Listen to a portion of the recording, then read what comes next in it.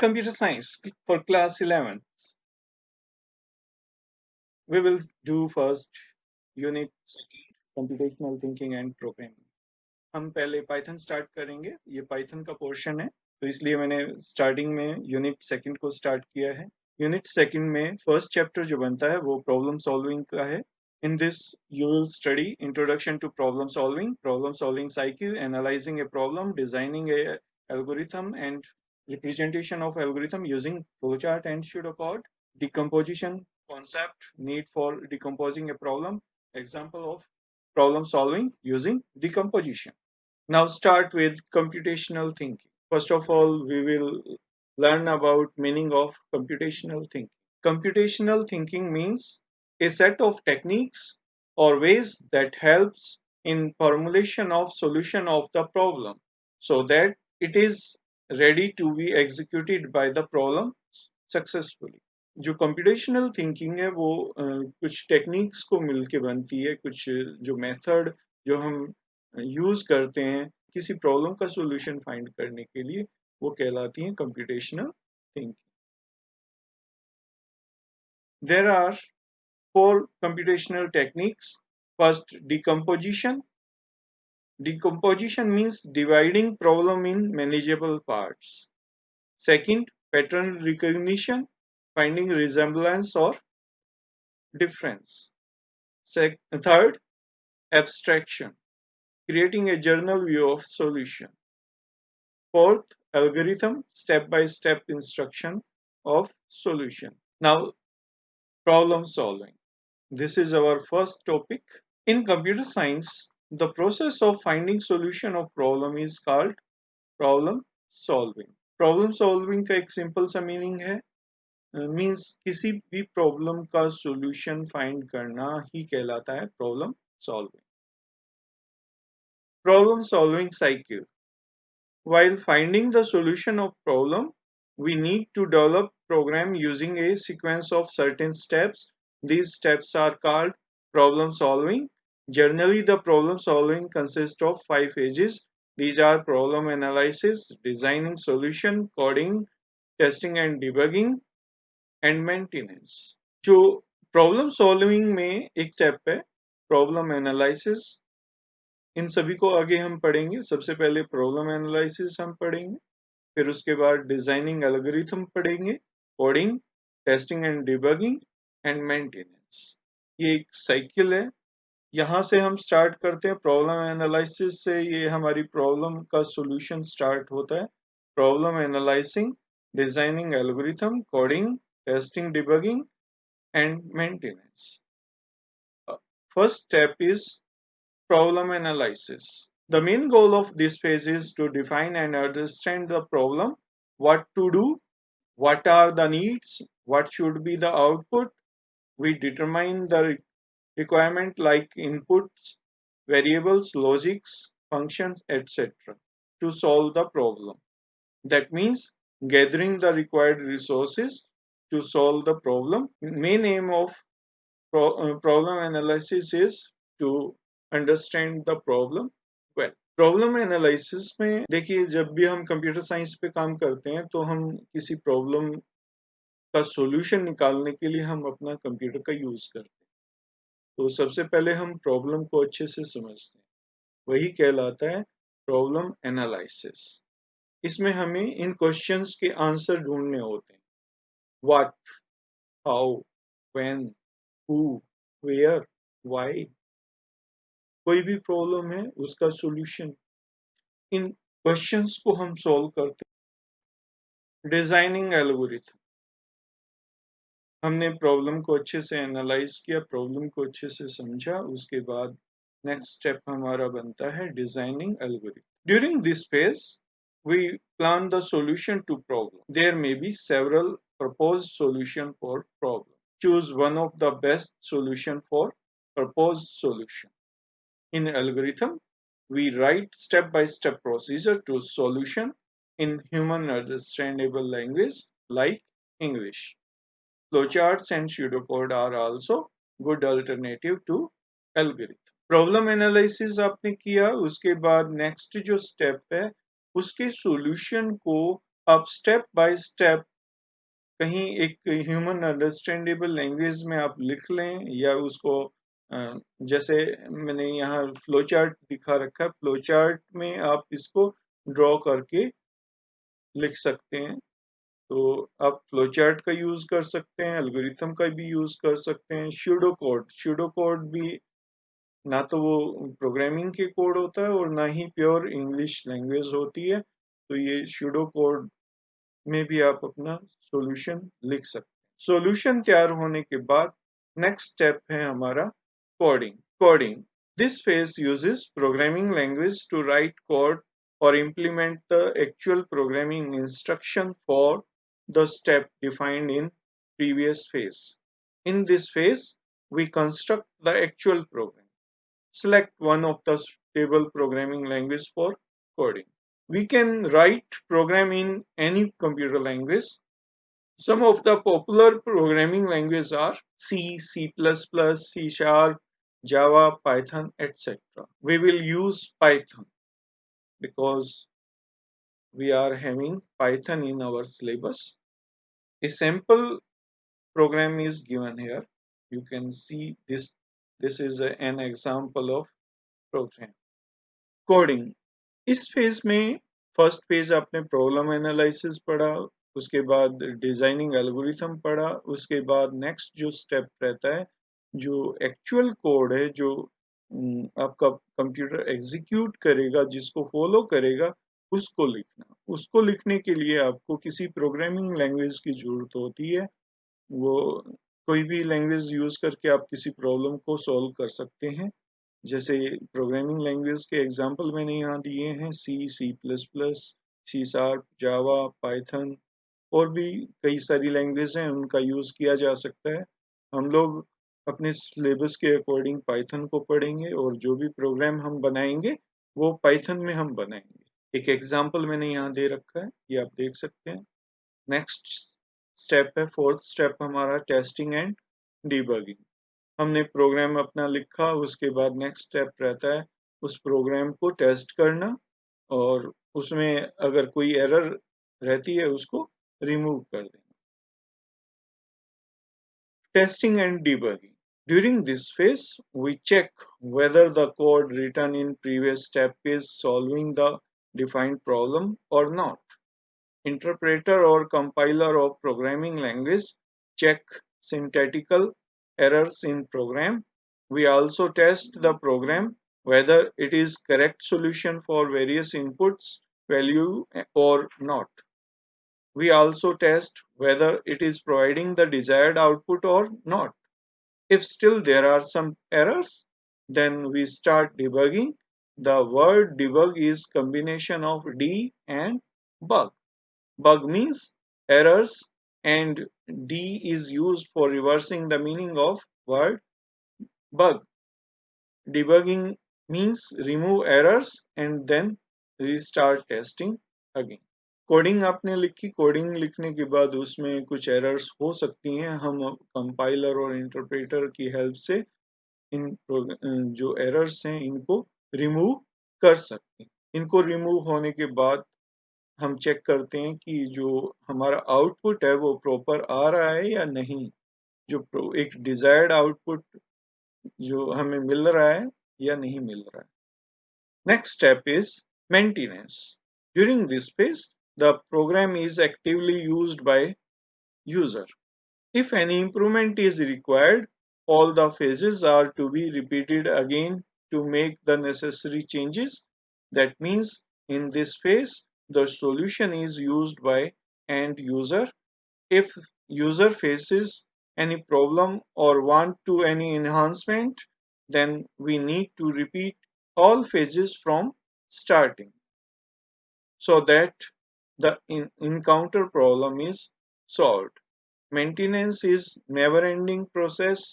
Maintenance is required time to time. Last phase जो है हमारी वो मेंटेनेंस रहती है। इस फेज में हम अपने प्रोग्राम को एक्टिवली यूज करते हैं, यूजर उसको यूज करता है, उसे डिफरेंट प्रॉब्लम्स फेस वो करता है और उसमें वो कई बार चेंज भी करना चाहता है। तो मेंटेनेंस के दौरान हम इन एरर्स को रिमूव कर सकते हैं या फिर जो चेंजेस एक यूजर चाहता है वो कर सकता है। इसी प्रोसेस को बोलते हैं maintenance.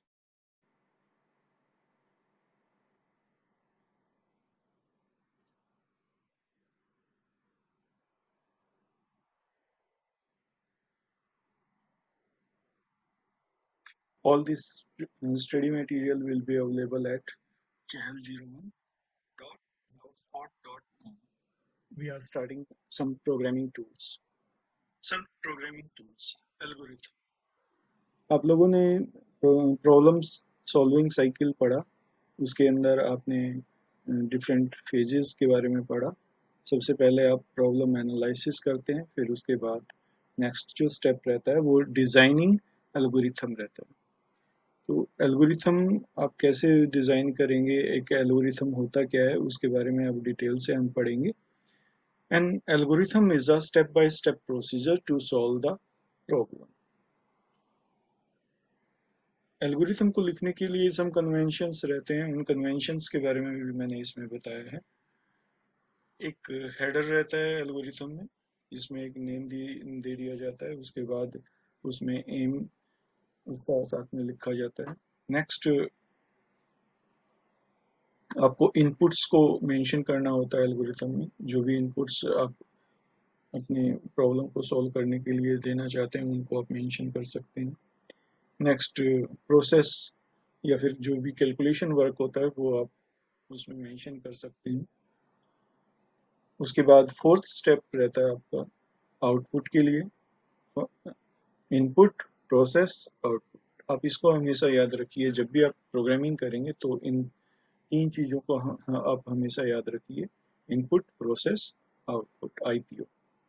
डिफाइनाइटनेस, each and every step must be clear and unambiguous. Finiteness, जो भी स्टेप है वो आपके फिक्स रहते हैं, उन स्टेप्स को आपको फिक्स रखना चाहिए। कमेंट आप उसमें डाल सकते हैं और फाइनली आप एग्जिट से अपना एल्गोरिथम क्लोज करेंगे। तो ये डिफरेंट कन्वेंशंस हैं, इनको आप पढ़ देंगे। और एक एग्जांपल हम करते हैं एल्गोरिथम का। एल्गोरिथम देखिए, ये मैंने यहाँ लिखा है एल्गोरिथम, एक एग्जांपल मैंने यहाँ लिया है।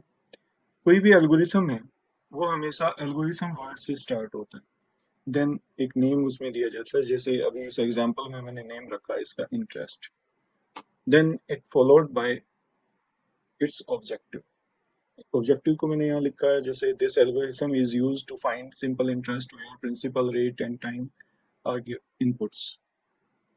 एक छोटा सा एग्जांपल है, हम सिंपल इंटरेस्ट इसमें कैलकुलेट कर रहे हैं और जो हमारे इनपुट्स रहते हैं इसमें प्रिंसिपल रेट टाइम इनपुट्स रहते हैं। जो वैल्यूज आप सिंपल इंटरेस्ट को कैलकुलेट करने में यूज करोगे वो आपके इनपुट्स रहते हैं।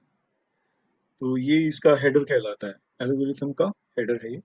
नेक्स्ट इसमें हम स्टेप बाय स्टेप इसमें लिखना शुरू करते हैं। फर्स्ट स्टेप फर्स्ट हम यहाँ लिखेंगे। इसमें ये जो यहाँ लिखा है ये आपके ऑप्शनल रहते हैं, आप चाहो तो इनको स्किप कर सकते हैं। ये आपका कमेंट की तरह से ये काम कर रहा है। तो ये जो कमेंट है वो नीचे वाली जो स्टेटमेंट है उसके बारे में बता रहा है। Input value of principal p, rate r, time t, इनको मैंने शॉर्ट कर दिया।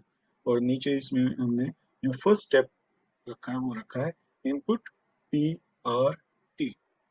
जिस तरह से आप मैथ की कोई प्रॉब्लम सॉल्व करते हैं तो आप जो इनपुट्स रहते हैं उनको आप स्टार्टिंग में लिख लेते हैं, तो उसी तरह से यहाँ पे एल्गोरिथम में भी हम जो भी इनपुट्स रहेंगे उनकी वैल्यू हम यहाँ अपने एल्गोरिथम को प्रोवाइड करते हैं। तो इसके जरिए आपके एल्गोरिथम को पी आर टी इनकी वैल्यू मिल जाएगी। सेकेंड स्टेप आपका रहता है कैलकुलेशन के लिए। मैंने पहले आपको बताया था आईपीओ, इनपुट प्रोसेस आउटपुट।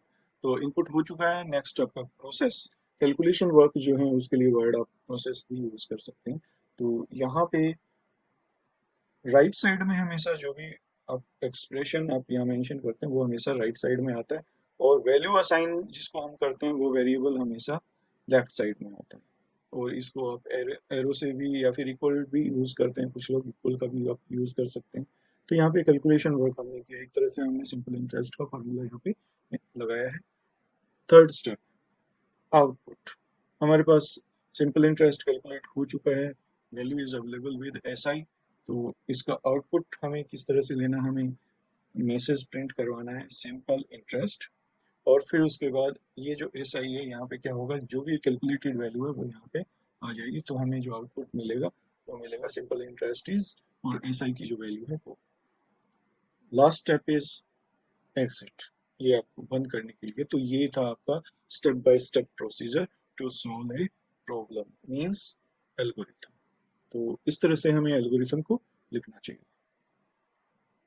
एक एग्जांपल और मैंने यहाँ पे लिया है, इसको भी देख लेते हैं, आपको अच्छी तरह से क्लियर हो जाएगा। एग्जांपल सेकंड ये मैंने लिया है। तो स्टार्टिंग हमें कैसे करनी थी, first of all write algorithm word, then name, then aim of the algorithm. Step first से हम स्टार्ट करते हैं। तो स्टेप फर्स्ट में आपका ये जो एल्गोरिथम है ये हम लिख रहे हैं to find the roots of quadric equation. Tenth में आपने पढ़ा होगा क्वाड्रिक इक्वेशन के बारे में, तो उसी को लेके हमने एक एग्जांपल लिया है। नहीं भी पढ़ा है तो भी कोई मैटर नहीं है, यहाँ पे आपको समझ में आ जाएगा। Step first, first step is to input. Input हम यहाँ करवा रहे हैं।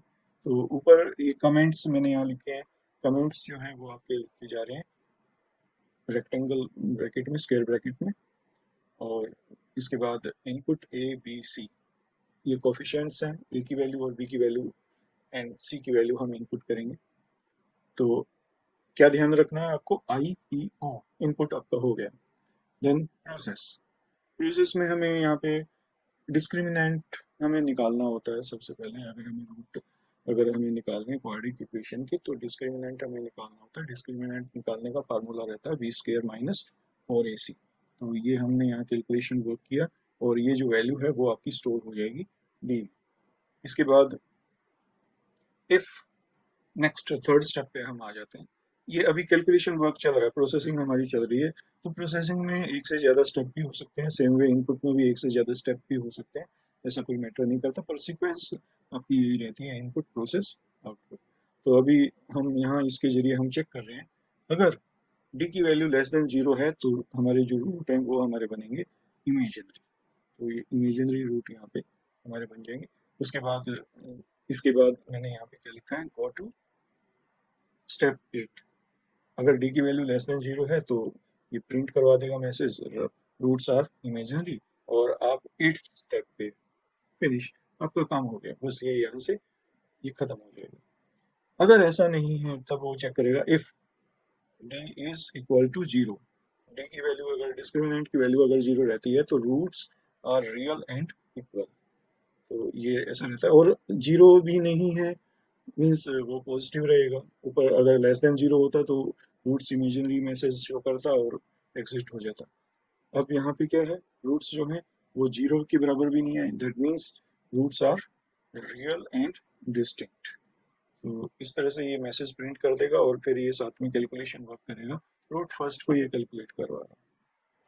कोई रूट कैलकुलेट करने का फार्मूला रहता है minus b plus square root d divide by 2a।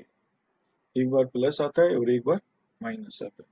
तो एक रूट में प्लस रहता है, दूसरे में माइनस रहता है। तो रूट 1 की वैल्यू और रूट 2 की वैल्यू कैलकुलेट होगी। तो इस तरह से हमारे पास कैलकुलेशन कंप्लीट हुआ, हमारे पास रूट फर्स्ट और रूट सेकंड आ गए हैं। तो मैसेज हम प्रिंट करवा देंगे, roots are root 1 comma root 2। तो फाइनल आपका स्टेप पहुंचा 8, फिनिश। इस तरह से ये आपका जो एल्गोरिथम है वो खत्म हो गया। Now flow chart. Flowchart is drawn with the help of various symbols and helps to understand the algorithm.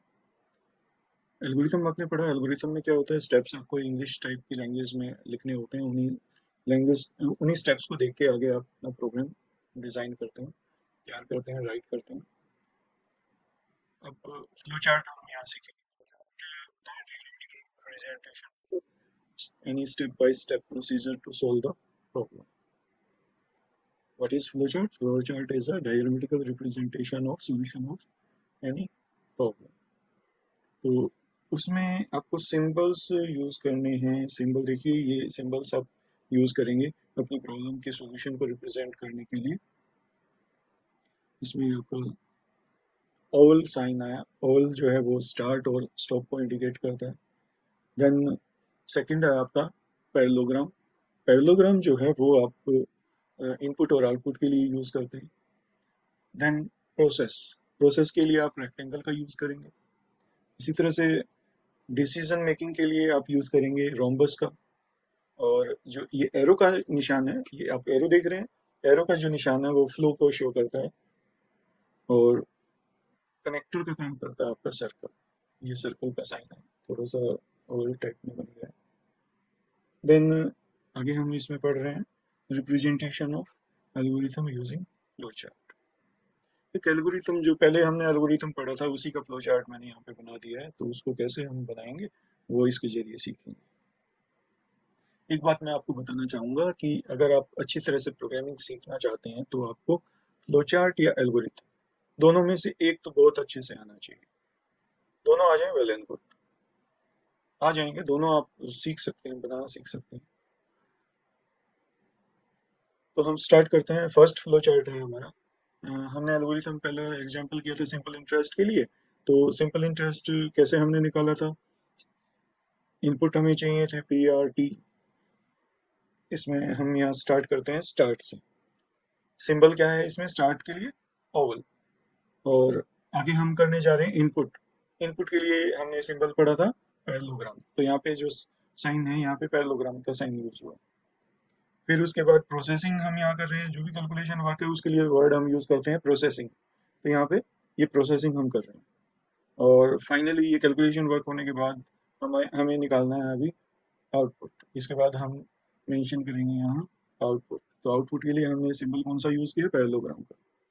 तो यहाँ इनपुट के दौरान भी हमने पैरेललोग्राम का यूज किया था, और आउटपुट के लिए भी हम पैरेललोग्राम का यूज कर रहे हैं। सेम वे हम सेकंड एग्जांपल हम यहाँ ले रहे हैं फ्लो चार्ट के लिए। तो यहाँ पे to find root of quadric equation where coefficients are given, तो यहाँ पे हमारा ये फ्लो चार्ट आ गया। तो यहाँ से हम स्टार्ट करते हैं, ये हमारा स्टार्ट आ गया। स्टार्ट के बाद हमें क्या करना होता है? इनपुट्स। इनपुट हमने यहाँ दे दिया इनपुट एबीसी। इसमें जो साइन हमने कौन सा यूज किया? पैरेलल। और यहाँ पे ये जो एरो है ये हमारा फ्लो शो कर रहा है कि हम कहाँ कहाँ कैसे मूव कर रहे हैं। इनपुट होने के बाद डी, डिस्क्रिमिनेंट हम यहाँ कैलकुलेट कर रहे हैं। और फिर उसको चेक कर रहे हैं, अगर डिस्क्रिमिनेंट की वैल्यू अगर जीरो रहती है तो रूट हमारे कैसे होंगे? इमेजिनरी होंगे। और इमेजिनरी होने के बाद ये कहाँ पहुंचे? हम ये पहुंचे स्टेप पे, स्टॉप। अगर डी की वैल्यू लेस देन जीरो है तो रूट हमारे इमेजिनरी होंगे, हम पहुंच जाएंगे स्टॉप पे। If value of d is equal to zero, equal है तो फिर क्या होगा? Roots are real and equal. रूट्स जो है वो रियल है और दोनों कैसे रहेंगे? इक्वल रहेंगे। तो इक्वल या ये इस तरह से रूट वन और टू जो है वो कैलकुलेट हो जाएंगे और ये प्रिंट हो जाएंगे। और अगर ये कंडीशन फॉल्स रहती है that means value of d is positive. In that case roots are real and distinct. Means real है और दोनों अलग अलग है, डिस्टिंक्ट। इस तरह से ये हमारा हो गया फ्लो चार्ट। तो इस तरह से आप कोई भी फ्लो चार्ट बना सकते हैं। आपको ध्यान क्या रखना है? सिंबल्स का ध्यान रखना है। ये जो सिंबल्स थे उन सिंबल्स को थोड़ा सा अच्छे से आप देख लें। ओवल, पैरेललोग्राम, रेक्टेंगल, ये स्टार्ट स्टॉप के लिए, ये इनपुट आउटपुट के लिए, ये प्रोसेसिंग के लिए, और फिर डिसीजन मेकिंग के लिए इफ के साथ आप इसको यूज करेंगे। एरो जो है वो आपका फ्लो शो कर रहा है, और ये जो सर्कल है वो आपका कनेक्टर का काम कर रहा है। कनेक्टर का यूज हमने यहाँ नहीं किया। कनेक्टर जब हमारा जो फ्लो चार्ट है वो बड़ा हो जाता है, नेक्स्ट पेज पे अगर हमें लेके जाना है तो फिर क्या किया जाता है? स्टॉप तो हमें लिखना नहीं होता। तो स्टॉप की जगह, जैसे ये हमारा पेज खत्म हो गया तो यहाँ स्टॉप की जगह हम कोई नंबर डाल देते हैं, या फिर कोई भी एक वेरिएबल टाइप में ले लेते हैं। ज़्यादातर हम नंबर डालते हैं, यहाँ पे हमने डाला वन। वन, और फिर नेक्स्ट पेज पे हम वन से ही शुरू करते हैं, वहाँ भी एक कनेक्टर का यूज़ करते हैं, और फिर आगे हमारा जो फ्लो चार्ट है वो स्टार्ट हो जाता है। तो वो भी हम कर सकते हैं। और next topic is pseudo code. बड़ा प्यारा सा वर्ड है, थोड़ा बोरिंग सा हो गया ये, है ना? आपको भी लग रहा होगा। बस ये लास्ट रह गया आपका स्यूडो कोड एंड डिकम्पोजिशन। दो टॉपिक हमारे बचे हैं, इसको हम कर लेते हैं, उसके बाद ये चैप्टर हमारा कंप्लीट हो जाएगा। तो स्यूडो कोड से स्टार्ट करते हैं। कुछ लोग है ना स्यूडो कोड को ये सोचते हैं कि ये प्रोग्रामिंग कोड ही है कुछ, पर ऐसा नहीं है। और कई लोग ये सोचते हैं कि एल्गोरिथम और स्यूडो कोड वो सेम, ऐसा नहीं। एक तरह से है ना, ये कोड और एल्गोरिथम दोनों के बीच की कड़ी है। कुछ है ना, हम कमांड वर्ड्स भी अपने शूडो कोड में यूज करते हैं और प्रोग्राम की तरह से देखने में लगता है शूडो कोड। शूडो कोड देखो कुछ इस तरह से हम करते हैं, जैसे कमेंट के लिए हम ये साइन यूज करते हैं, कोई कंपाउंड स्टेटमेंट है उसको इस तरह से रिप्रेजेंट कर देते हैं। इनपुट आउटपुट के लिए हम इनपुट और प्रिंट का यूज करते हैं, और इफ देन का भी यूज होता है उसको। ये जो जर्नली ये हमने ना सी प्लस प्लस में कमेंट के रूप में यूज करते थे, तो सी और जावा दोनों में यूज होता है, सी प्लस प्लस, सी जावा, सी शार्प, सभी में ये। तो एक तरह से क्योंकि ज़्यादातर प्रोग्रामिंग लैंग्वेज में इनका यूज होता है, तो इसलिए शूडो कोड में इनका यूज होता है। तो एक एग्जांपल हम कर लेते हैं, जैसे एक वो जो स्टार्टिंग में हमने एग्जांपल लिया था, वही हमारा, वही सिंपल इंटरेस्ट, ये दोबारा फिर आ गया आपके पास। तो अब हमने इसका लिखा है शूडो कोड। शूडो कोड अगर लिखना पड़े तो किस तरह से, आप शूडो कोड के बारे में आपको पता होना चाहिए। लिखते वक्त आप अपना फ्लो चार्ट और एल्गोरिथम दोनों का यूज आप कर लो, वही बोलते हैं। शूडो कोड आपको लिखने की जरूरत नहीं होती, बस आपको पता होना चाहिए कि शूडो कोड होता क्या है, और एग्जाम में अगर आ जाए तो आप उसको लिख लें। पर जनरली जब हम प्रोग्रामिंग सिखाते हैं तो हम शूडो कोड का ज़्यादा यूज़, तो इसमें देखो ये हमने एक कमेंट हमने लिख दिया, फिर उसके बाद हमने मैसेज प्रिंट किया, enter value of P R T, फिर उसकी वैल्यू हमने असाइन करवा दी, पी की वैल्यू, आर की वैल्यू, टी की वैल्यू, और फिर उसके बाद हमने सिंपल इंटरेस्ट कैलकुलेट करवाया, फिर उसके बाद ये हमारा आउटपुट आ गया। तो दिस वे हमारा ये एक शूडो कोड हमारा हो गया। चलिए जी, अब हम पहुंचते हैं लास्ट हमारे टॉपिक पे, decomposition. We are studying about problem solving. Problem solving में क्या होता है, प्रॉब्लम अगर छोटी प्रॉब्लम रहती है तो हम इजीली सॉल्व कर लेते हैं। कई बार क्या होता है, हमें कॉम्प्लेक्स प्रॉब्लम मिल जाती है तो उसको सॉल्व करने में हमें परेशानी आती है, तो तब हम एक टेक्निक का यूज़ करते हैं, उसके जरिए हम उस प्रॉब्लम को इजीली सॉल्व कर लेते हैं। जनरल लाइफ में भी हमें, हमारे साथ कुछ ऐसा होता है, जब बड़ी कोई समस्या होती है तो हम क्या करते हैं, उसको डिवाइड कर देते हैं और अलग अलग लोगों में उसको डिवाइड कर देते हैं, तो फिर उसको वो प्रॉब्लम सॉल्व हो जाती है। एक तरह से जो अंग्रेजों का था ना फार्मूला, डिवाइड एंड रूल, उसकी तरह से वो। What is decomposition? Decomposition is a technique to break down a complex problem into manageable small parts. छोटे छोटे टुकड़ों में उसको डिवाइड कर लो अगर कोई बड़ी समस्या है तो वो, ये जो टेक्निक है वो आपकी कहलाती है डिकम्पोजिशन। फिर उसके बाद नेक्स्ट आपके सिलेबस में नीड ऑफ डिकम्पोज, जरूरत क्यों पड़ी। क्या होता है कि अगर स्मॉल प्रॉब्लम्स हैं तो वो इजीली सॉल्व हो जाती हैं, और जब कॉम्प्लेक्स प्रॉब्लम है तो उसके लिए बड़ी दिक्कत रहती है। तो इसलिए ही डिकम्पोजिशन की जरूरत पड़ी हमें। और दूसरा इसका बेनिफिट ये होता है कि लार्ज प्रॉब्लम में कई लोग मिलके काम करते हैं, सभी को अलग अलग पार्ट्स असाइन कर दिए जाते हैं प्रॉब्लम के, और उसका सॉल्यूशन सभी एक साथ निकालते हैं, तो वर्क भी इजीली हो जाता है और प्रॉब्लम भी सॉल्व हो जाती है। That was need of decomposition. Example हम करते हैं अभी, कुछ एक एग्जाम्पल ले लेते हैं। जैसे इसमें पहला एक हमने मैथमेटिकल प्रॉब्लम का एग्जाम्पल दिया।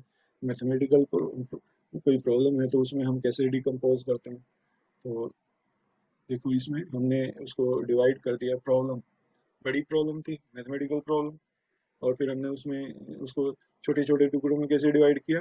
व्हाट आर गिवन वैल्यूज, ये एक प्रॉब्लम है। What are the step to follow, which formula is to be used, what is required output, तो ये प्रॉब्लम थी। देखो ये इजीली सारी सॉल्व हो जाएंगी, बट अगर हम एक डायरेक्ट प्रॉब्लम अगर हम देखें तो वो सॉल्व करना इजी नहीं रहता। एक और एग्जांपल मैंने आगे ले रखा है, ये भी एग्जांपल अच्छा है। अगर आपको कह दिया जाए कि बच्चों जाओ एक वेबसाइट तैयार, ठीक है, तो फिर बच्चे कहेंगे सर हमें तो नहीं आता ये बनाना, कैसे हम बनाएंगे। तो फिर उसका अभी जो ट्रीटमेंट है वो क्या रहेगा, डिकम्पोज द टास्क। कैसे डिकम्पोज करोगे वो आपको आना चाहिए। ये एग्जाम में भी आ सकता है, कोई आपका कोई एक लार्ज प्रॉब्लम आपको दे दी जाए, उसको आपको डिकम्पोज कैसे करना वो आपको आना चाहिए। जैसे यहाँ पे इस प्रॉब्लम को मैंने डिकम्पोज किया है, हमारे पास प्रॉब्लम क्या है, क्रिएटिंग ए वेबसाइट। तो इसमें अलग अलग हमें छोटी प्रॉब्लम्स क्या क्या बनी, इन छोटी छोटी प्रॉब्लम्स को आप अगर आप सोल्व कर लेते हैं तो आपकी प्रॉब्लम सोल्व हो जाएगी। What type of website you want to create, सबसे पहले तो आपको पता होना चाहिए कि वेबसाइट किस तरह की आपको तैयार करनी है। उसके बाद उसका लेआउट कैसा हो, लेआउट में जैसे मेनू का यूज हो या फिर फ्रेम्स का यूज हो, तो वो आपको डिसाइड करना है। फिर उसके बाद target viewer of your website, means जो आपकी वेबसाइट कि जो व्यूअर है वो कौन है, बच्चे हैं, बूढ़े हैं, जवान हैं, वो आपको पता होना चाहिए। What software tool you will use to build your website, tools क्या क्या यूज करेंगे, कोई सॉफ्टवेयर का यूज करोगे या फिर डायरेक्ट कोडिंग के जरिए करोगे, वो आपको डिसाइड करना है। How user will navigate your website, navigation कैसा रहेगा आपकी website. How you will test your website, सारी वेबसाइट आपकी तैयार हो गई, उसके बाद उसको टेस्ट कैसे करेंगे, फिर उसके बाद नेक्स्ट आपका लास्ट है, उस वेबसाइट को पब्लिश कैसे किया जाए। तो इस तरह से ये जो एक हमारे पास लार्ज प्रॉब्लम थी, उसको हमने छोटी छोटी प्रॉब्लम्स में हमने इसको क्या कर दिया, डिकम्पोज कर दिया। ये भी पहले मैंने आपको डिबग के बारे में बताया था, उसी तरह से है ये भी। कंपोज, कंपोज का मतलब होता है मिलाना, और डिकम्पोज मीन्स अलग कर देना, तोड़ देना। तो इसी तरह से इसमें ये जो लिस्ट है वो हमारी डिकम्पोज्ड लिस्ट है, और एक लार्ज प्रॉब्लम है, कोई कॉम्प्लेक्स प्रॉब्लम है, उसको सॉल्व करने में आपको हेल्प करती है।